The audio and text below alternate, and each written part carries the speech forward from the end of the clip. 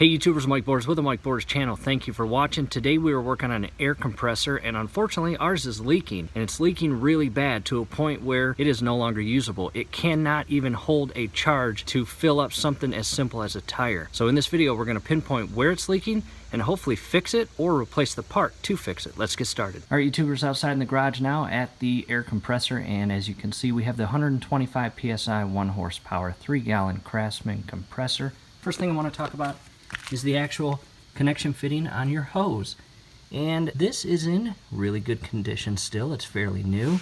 It is secured with Teflon tape into the thread into the center portion here, and then Teflon tape to the actual thread portion of your hose. This feeds into this back side here, and this little piece is very unique. Inside it actually has internal ball bearings, so to speak, that allow you to shift this outer case rearward, allowing you to insert the actual connection point, which will then shift this outer case forward under compression and secure that hose fitting to this piece and create that airtight seal. However, over time you can run into two things. During your filling of this actual compressor, it vibrates like crazy, as you know. And over the years, it can actually loosen this piece. So the first thing I want you to check is this actual connection here and make sure it is secured. So in our case, I'm gonna grab our 21 millimeter wrench, and as you can see, it's pretty loose. So lefty loosey, righty tighty, we are going to turn it to the right a few turns, and we are going to plug the compressor in and allow it to charge and test it. And if it still leaks at this location, chances are we may need to add some Teflon tape and then re-secure that. If that fails, we need to replace this part. Let's go ahead and plug it in and charge it. She's all plugged in and ready to go.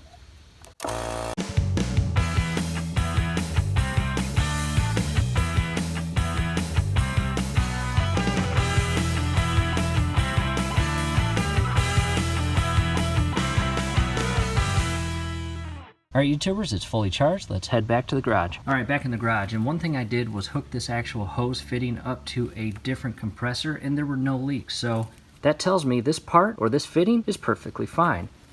This right here, again, there's those internal ball bearings, and the outer case shifts back, and we are going to insert and secure this inside this fitting. I'll need both hands.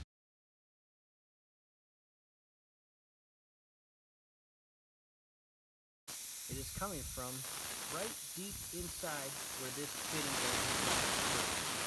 And that tells me this internal coupler has failed and no longer capable of creating that airtight seal that we need it to. So even though we have tightened this portion, and what I recommend, do not over tighten that because you are increasing the possibility of damaging that thread, and you don't want that. So what we are going to do, we are going to disconnect this hose and drain the entire compressor. At this point the hose is disconnected, and we must completely drain the pressure in this compressor. And to do so, we will grab this and just pull. And we want to hold this out until the actual gauge gets all the way to 0.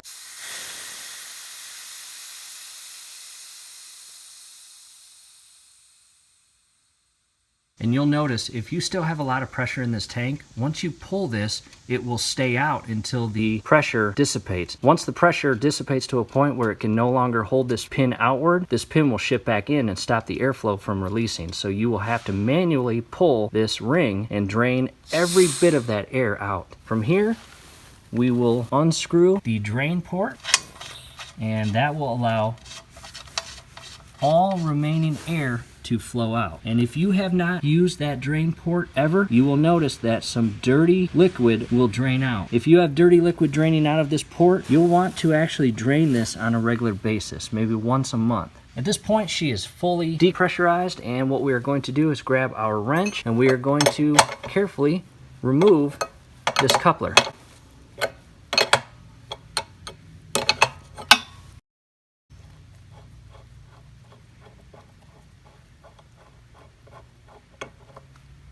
Alright, there it is, and what we will do now is head to our local hardware store, match this coupler to a brand new part, bring the part home, and install it. At this point I got the old coupler in a plastic bag. I do want to point out something very important. Look at the actual design of this coupler. You will notice that there is a threaded portion here, and that's what fed into the internal thread here. This coupler is completely different from the coupler that this portion goes into and secures itself. As you'll notice, the threaded portion on this fitting is secured to the hose. So this coupler has no thread that comes out like this. So when you go to the hardware store, make sure you take this with you so you can match it up perfectly and buy the proper replacement part. All right, YouTubers, back from the hardware store, and the exact radius size they did not have, so I went with the smaller. However, the most important thing is make sure your thread diameter as well as your insert diameter is the same as the new part. So we have a 1/4 coupler, and I'll go ahead and open this. And a couple things I want you to see. Look inside that hole. You see that black rubber gasket? That assists in creating that airtight seal. Well, the problem with the old part, it's completely worn out and no longer capable of creating that airtight seal. So this is junk. Now, this required our 21mm wrench. However, the new part is a 3/4. So bye-bye to the 21mm wrench. And something also very clever about this new part, it comes pre-wrapped with this product.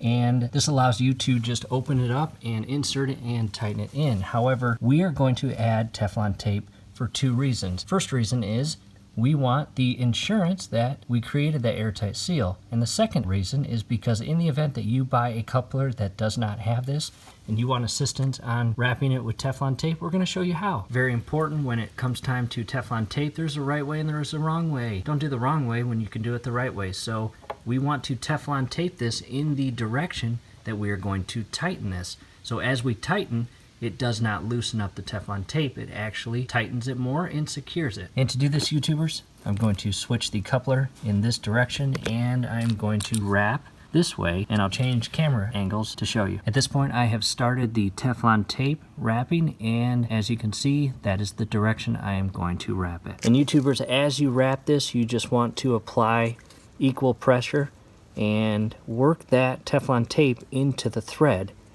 And what most people do is 3 turns around, and once you do that, you can pull the Teflon tape away and you should be good to go.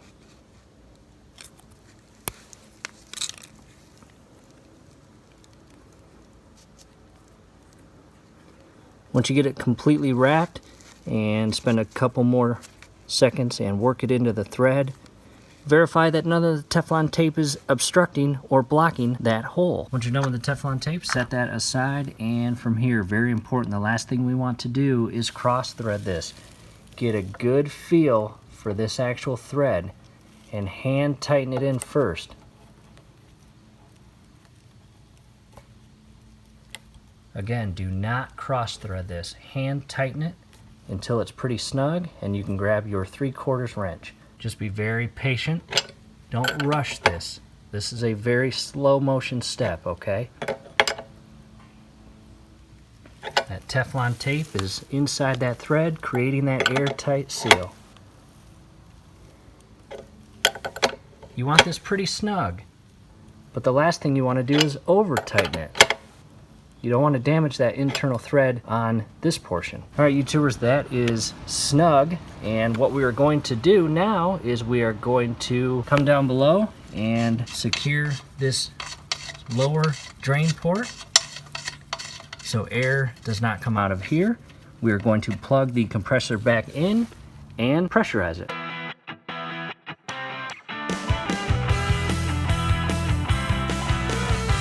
Back inside the garage, and again, the old part, once I inserted this 1/4 connection, it leaked like crazy. And listen to that. Not a single hissing sound, not a single sound of any leaks whatsoever. So that tells us this old coupler was junk, and really it was that internal rubber gasket that, again, no longer was able to create that airtight seal. And back to the old coupler, again, junk. And while I was at the actual hardware store, I bought a coupler for this end. As you can see, the difference, as I was mentioning earlier, this has an external thread portion and this has an internal thread portion. That coupler is designed for this connection point. So I'm going to replace that as well down the road. Maybe not right now because this is perfectly fine and not leaking. However, I've got that part when it begins to leak. From here, I'm going to fill all my tires in my car.